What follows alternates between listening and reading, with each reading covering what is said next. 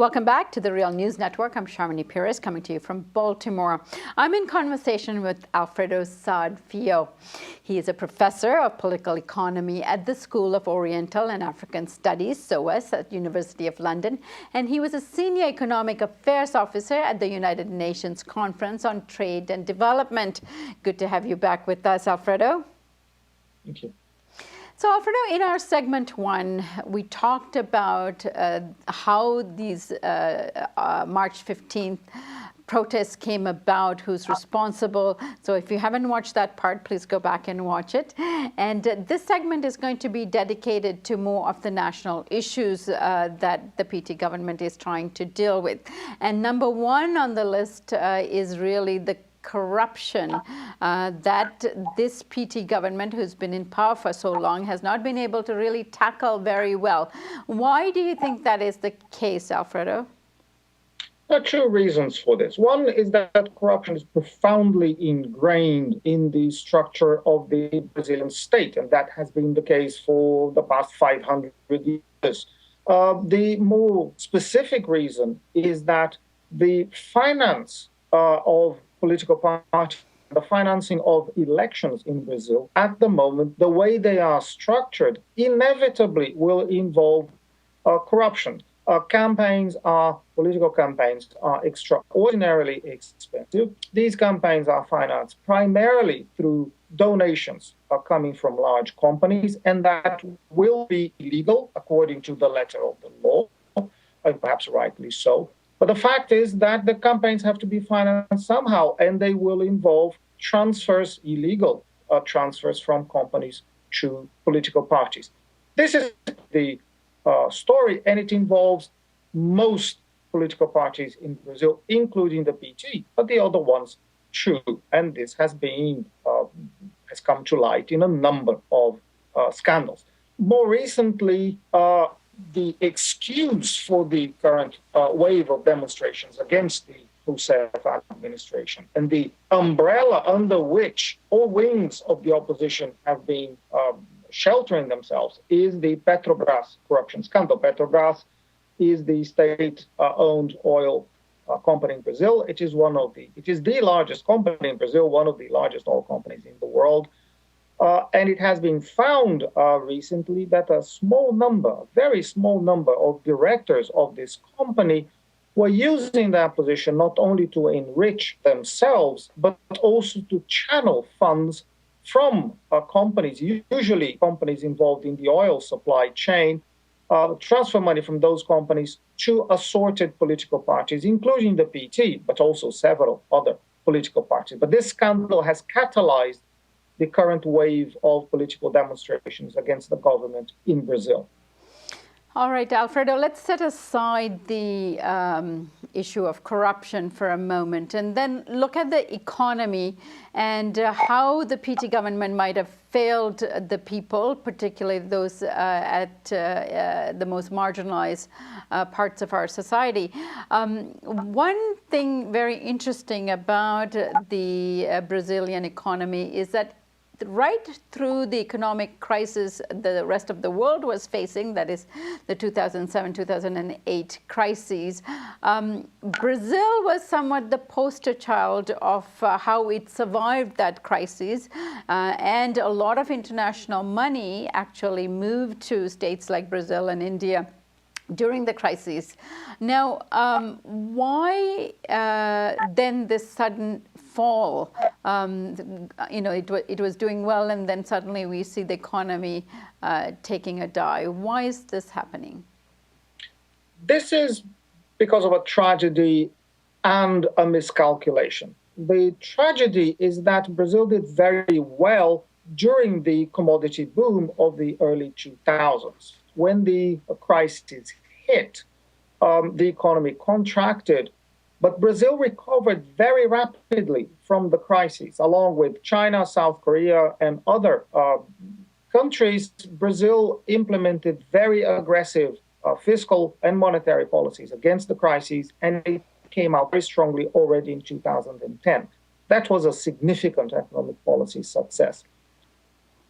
Since then, however, the government, in my view, miscalculated by believing that the consequences of the crisis, of the global crisis, wouldn't be as severe as they turned out to be. And they thought that the crisis would be so prolonged as it turned out to be as well. As this unfolded gradually, the government lost resources and steam to continue pushing the economy forward and maintaining growth. The fiscal deficit started increasing, inflation started creeping up.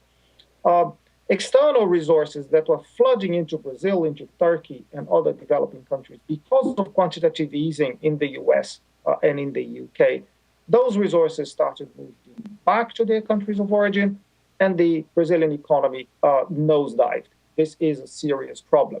Having said this, until very, very recently, until the beginning of this year, it was said in Brazil, and this is probably true, that no one had lost job as a consequence of the crisis. The economy was floating, not growing very fast, but it was not in a recession. The recession starts now.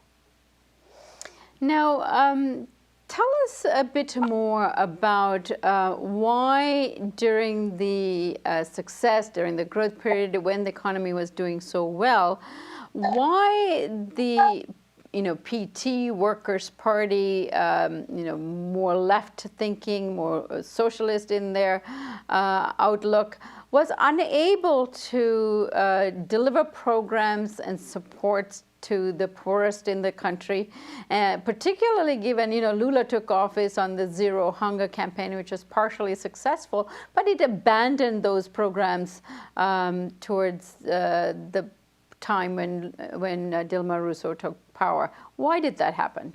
The social programs implemented by the Lula administration and by the Dilma Rousseff administrations have been very successful. The Bolsa Familia program in particular was launched, as you mentioned, by Lula under the previous name of Fome Zero, Zero Hunger program. And it now covers 14 million families in Brazil. That is about a quarter of the population of the country directly benefited. Now, these are benefits that are very small, but they are significant for people who earn very, very little. And they also provide a bedrock of demand for the economy. There are other social programs as well, including Social Security, including health, including a significant expansion of education at all levels, and so on. So these programs were large and they were successful. They were also cheap. There's a limitation to the social programs of the PT is that they usually did not involve a sufficient amount of resources to transform the life chances of many of the poor. Although they did transform the life chances of many people who previously could not go to university, but now they can because of the expansion of the sector and the introduction of quotas, and people who could not have accessed health services, but now they can because of a substantial expansion of health provision in the country. These were successful programs and they deserve to be commended, except they were limited to some extent and they should have been backed up by a significant expansion of infrastructure as well. This is missing, in my view. And what will be required, and is it still possible for the Dilma Rousseff government to develop and implement more sustainable economic development plans for the most vulnerable in the society? This is now very difficult because the government has been pinned down by the lack of political support, by the most right-wing Congress in a generation, and by its isolation from significant, very large sectors of the population, particularly the most privileged segments of the population. On top of all these internal difficulties, the global economy is not growing. So Brazil does not have an external engine of growth either. So in view of all these limitations, I think it would be very, very difficult for the Dilma Rousseff administration to recover and to maintain, much less to expand, the social programs that currently benefit a large part of the Brazilian population. I do not expect this government to be very successful. And so, hence, do you think there is a greater possibility that the rise of the right will continue to gain momentum in Brazil? I think this is unfortunately the most likely scenario at the moment. With a government that is by and large paralyzed and unable to launch political or economic initiatives, and with the isolation, ideological and institutional isolation of the PT core of the Rousseff administration, it is unlikely that the left will be able to come out of this corner in which they have been placed. It is also unlikely that the social movements that have been traditionally aligned with the PT will be able to rise in defense of the Rousseff administration. They haven't been able to do this so far, at least. And under these circumstances, the most likely outcome is that the Rousseff administration will limp along, unable to take significant initiatives, and simply counting the time until the next elections. This is unfortunate, but I think it's the most likely scenario. Alfredo Saad-Filho, thank you so much for joining us today. Thank you very much. And we look forward to having you back. Thank you. And thank you for joining us on the Real News Network.